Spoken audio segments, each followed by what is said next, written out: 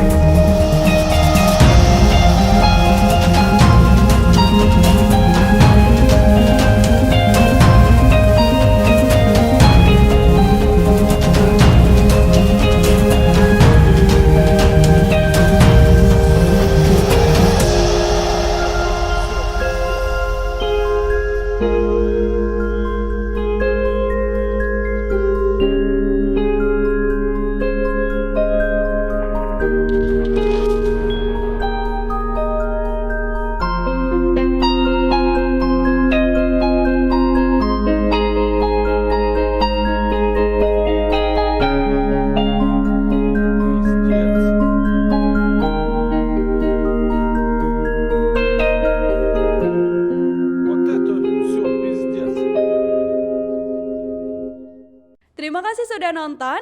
Jangan lupa like, subscribe, dan share ya.